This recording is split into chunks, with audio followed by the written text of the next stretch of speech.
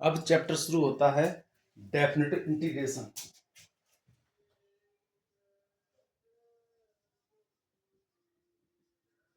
Definite integration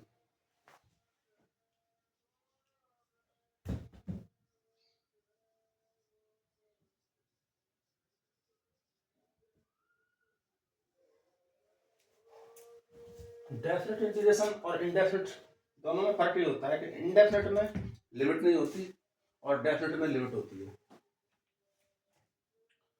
for example x square d x, ये है indefinite. इसको कैसे निकालते हैं? X cube by 3 plus C, ये है डेफिनेट, सॉरी इनडेफिनेट। और इसी पर डेफिनेट बनाना है तो इसमें लिमिट लगा देते हैं 1 से 2, जिसे कहते हैं लोअर लिमिट, इसको अपर लिमिट। नीचे वाली जो होती है उससे कहते हैं लोअर लिमिट, ऊपर वाली तो अपर लिमिट। करेंगे इसी तरह से।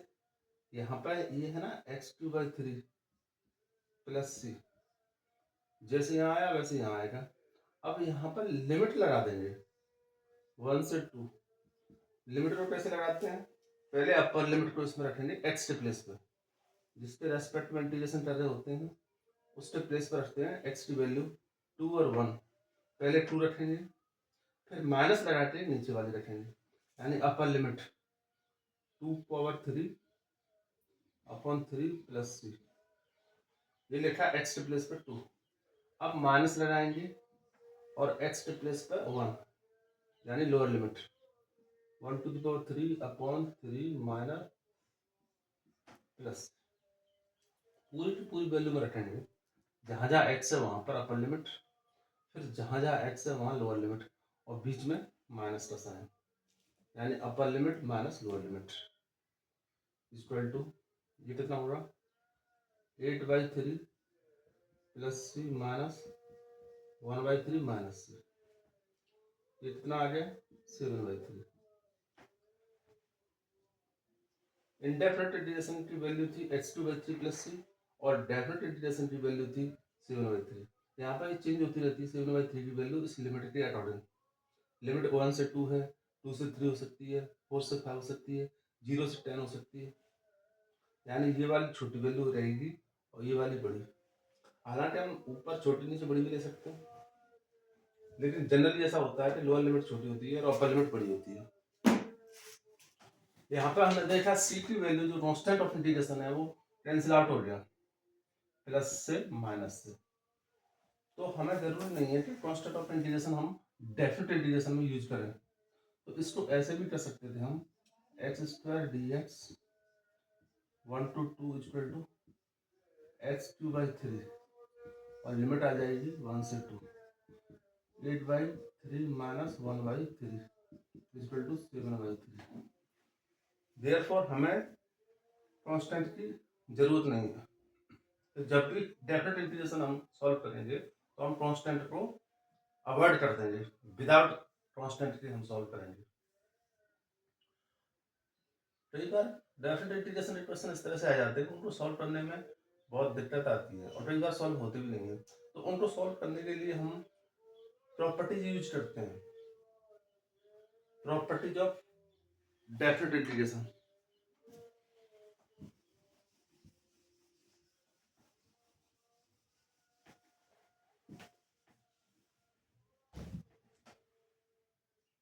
प्रॉपर्टी का यूज करके हम इंटीग्रेशन को या डेफिनेट इंटीग्रेशन को आसानी से सॉल्व कर सकते हैं। प्रॉपर्टीज क्या है? Properties of definite integration.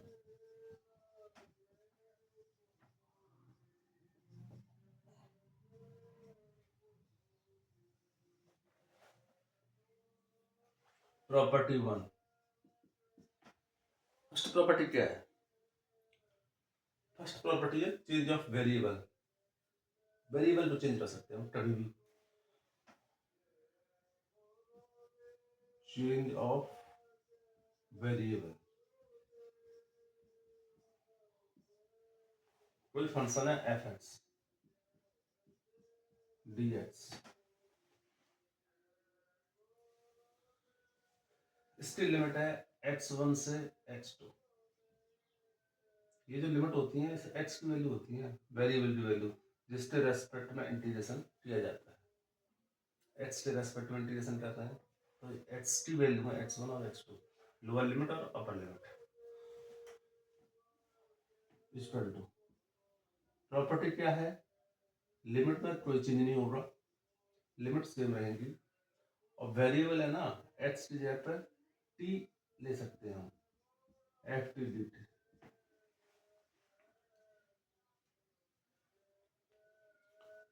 Variable को चेंज कर सकते हैं हम, लिमिट सेम रहेगी, कोई फर्क नहीं है, और वेरिएबल चेंज हो जाएगा। ये है प्रॉपर्टी 1। प्रॉपर्टी 2 ये होती है चेंज ऑफ लिमिट।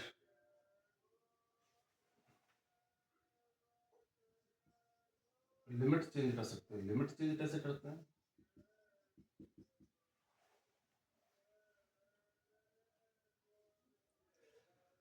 या फिर इसको कहें इंटरचेंज ऑफ लिमिट्स।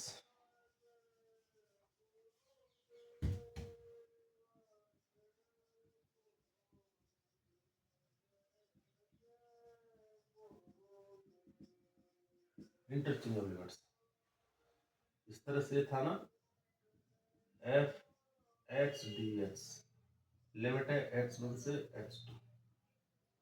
अब इंटरचेंज करें हम, x2 के प्लेस पर x1 और x1 के प्लेस पर x2, मतलब इस तरह से चेंज करते हैं, और फंक्शन सेम रहता है, dx रहता है यहाँ, तो माइनस आ जाता है। जब भी लिमिट चेंज करेंगे तो इंटीग्रेशन की वैल्यू में माइनस लगा देते हैं।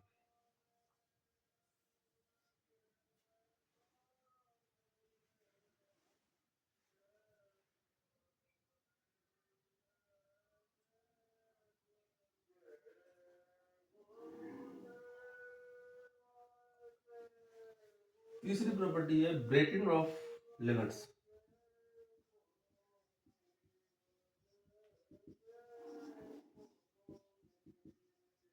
लिमिट को ब्रेक करते हैं, ब्रेक कर सकते हैं। ब्रेक कैसे करेंगे, अगर कोई फंक्शन एफ डिसकंटिन्यूअस है तो जहां जहां डिसकंटिन्यूअस है वहां पर ब्रेक कर देंगे।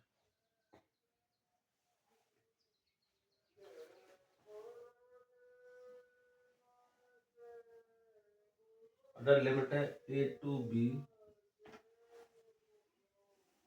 एफ एच डी एक्स, तो इसको हम ब्रेक कर सकते हैं a to c f h d x plus c to b f h d x. इस तरह से दो पार्ट में तोड़ दिया है, 3 पार्ट में तोड़ सकते हैं, 4 पार्ट में, 5 पार्ट में, 10 पार्ट में। लेकिन c क्या है आपका, c क्या है, where c is between a and b। c की वैल्यू a और b के बीच में है। जैसे अगर a लिखा है 4 और b लिखा है 6, तो इसको जब तोड़ेंगे तो लिमिट क्या आएगी, 4 से 5, 5 से 6। अगर एफ एक्स ऐसा फंक्शन है जो एक्स वाला एक्स इक्वल टू 5 पर डिसकंटिन्यूअस है, तो इसको ऐसे तोड़ेंगे 4 to 5, 5 to 6।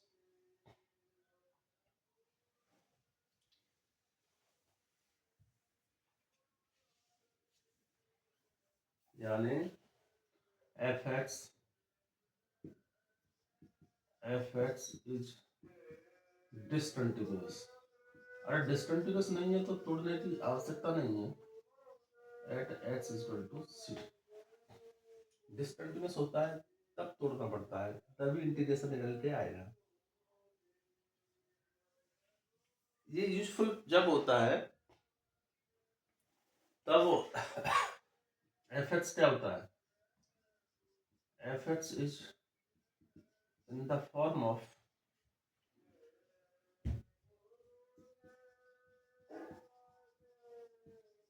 Modulus of x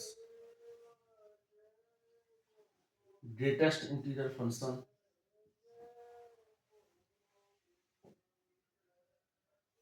fractional part of x, इस तरह के फंक्शन होते हैं तब जरूरत पड़ती है। और भी होते हैं, जैसे टेन थीटा है, टेन एक्स है। टेन एक्स में लिमिट है 0 से पाई दे रखी है, पाई बाई 2 पर डिसकंटिन्यूअस होता है, तो फिर दो पार्ट में तोड़ देंगे, 0 से पाई बाई 2 और पाई बाई 2 से पाई। क्योंकि 0 से पाई बाई 2 पर कंटिन्यूअस होता है टेन एक्स, और उधर पाई बाई 2 से पाई पर कंटिन्यूअस होता है, सिर्फ पाई बाई 2 पर डिसकंटिन्यूअस होता है। जैसे टेन एक्स का ग्राफ इस तरह से तो बनता है।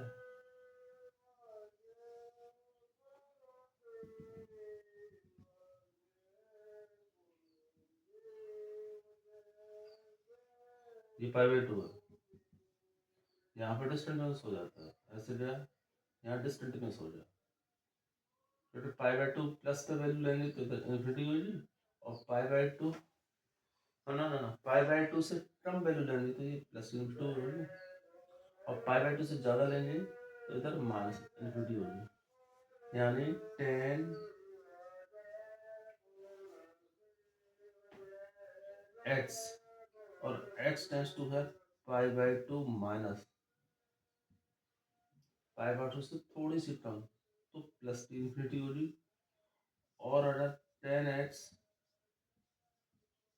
पाई बाई 2 से ज़्यादा है, थोड़ी सी स्लाइटली ज़्यादा है, यहाँ पर है, तो ये माइनस की इन्फिनिटी की वैल्यू होगी।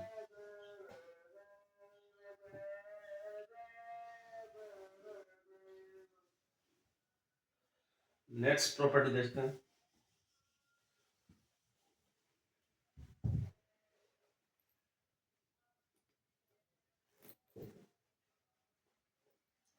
प्रॉपर्टी नंबर 4, ये इक्वल लिमिट की है। इक्वल लिमिट मतलब a to a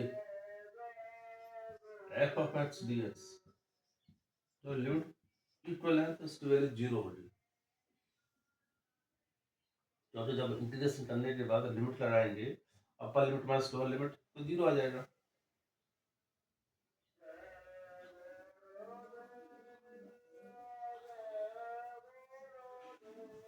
property number 5,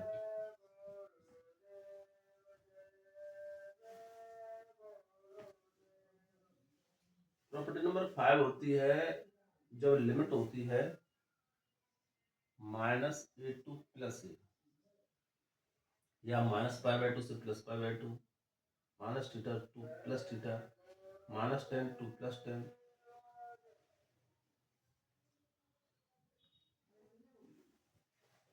तो ये आती है f ऑफ x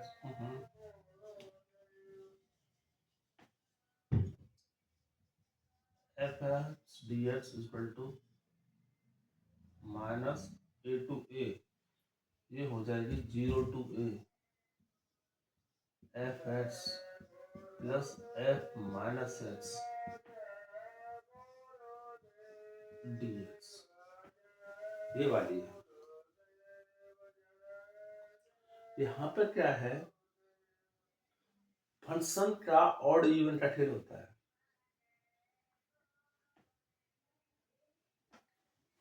हमने इसको ऐसे लिखा, इसका और सिंप्लीफाइड फॉर्म क्या होगा, -a to a f of x dx equal to, दो वैल्यू आएगी। अगर एफ एक्स इवन है तो इसकी वैल्यू आएगी 2 times 0 to a f of x dx, if f of x is even, और दूसरी वैल्यू आएगी 0 if f of x is odd. इसी से निकल के ये आया, अगर ये इवन है तो f of minus x equal to f of x, तो 2 टाइम्स एफ एक्स, ये आ गया 2 टाइम्स एफ एक्स, कब जब इवन है। अगर ये ऑड है तो f of x is equal to minus of f of minus x, तो दोनों कैंसिल आउट होकर जीरो आ जाएंगे।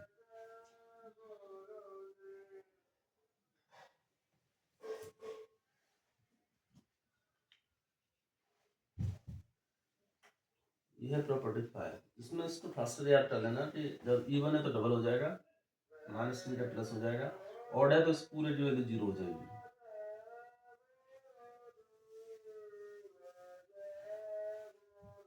अब आती है प्रॉपर्टी नंबर 6।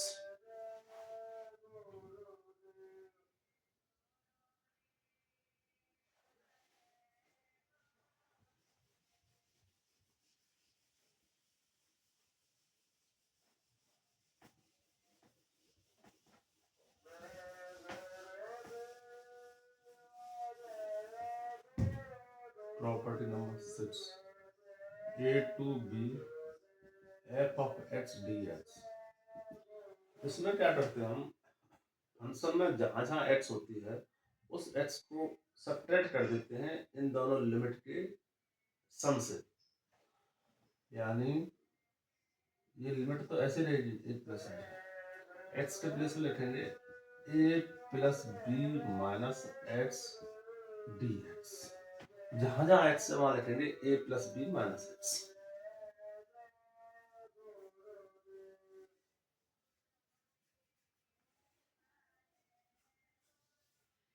दोनों को ऐड कर देंगे। जैसे कि अगर यहाँ पर जीरो है लोअर लिमिट और ऊपर है A F x D x,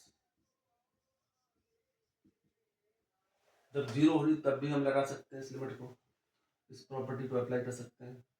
कैसे करेंगे, लिमिट तो ऐसे ही रहेगी जीरो टू है, एफ ऑफ एक्स के प्लेस में क्या आएगा, इन दोनों को ऐड करो, एक्स को माइनस कर दो, तो इन दोनों का ऐड करके क्या आएगा, ए आएगा minus x D x.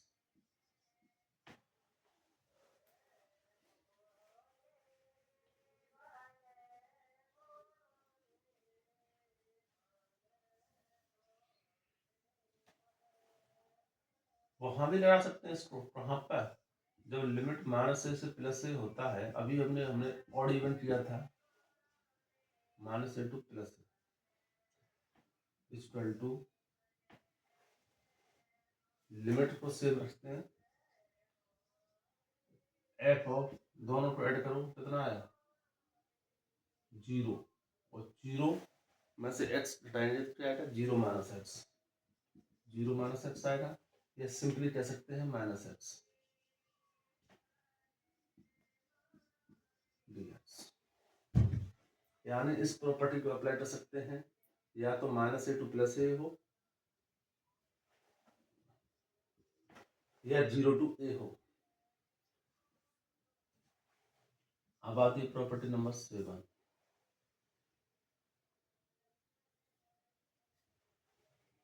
Zero to two f of x D x. इसमें लिमिट को कर देते हैं आधा, zero to a f of x plus two में से एक्स माइनस करेंगे, एफ टू में से एक्स माइनस करेंगे, two minus x D x.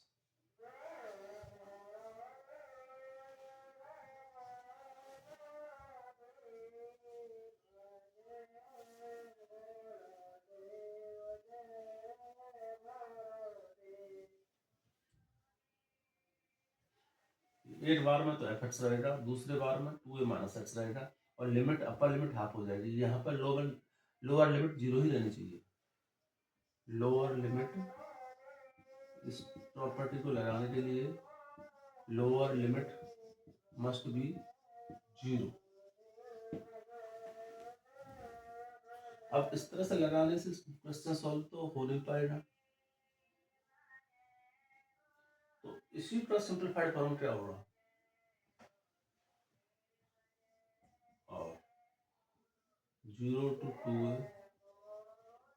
F of x D x बराबर अगर एफ ऑफ एक्स और f of 2a minus x दोनों इक्वल है तो इसको हटा के इसे डबल कर सकते हैं।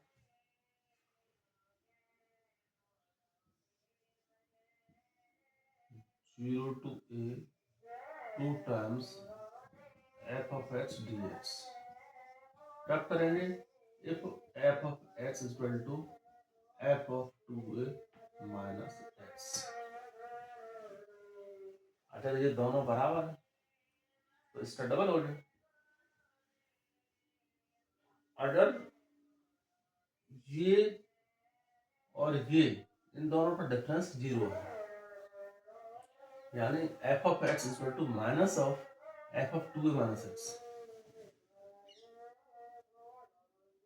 तो क्या हो रहा है कट के जीरो हो जाएंगे। अगर इन दोनों का सम जीरो है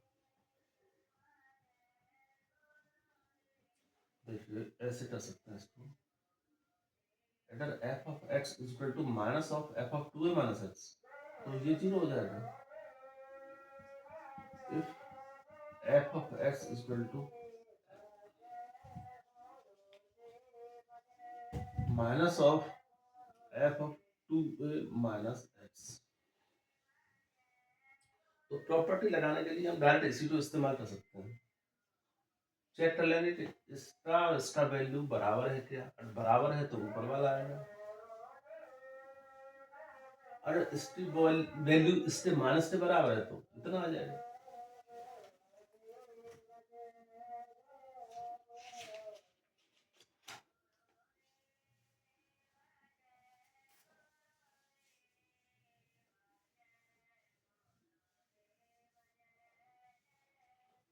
ये प्रॉपर्टी 7 हो गई। प्रॉपर्टी और भी है आपके लिए इतने ही यूजफुल है 7 प्रॉपर्टी।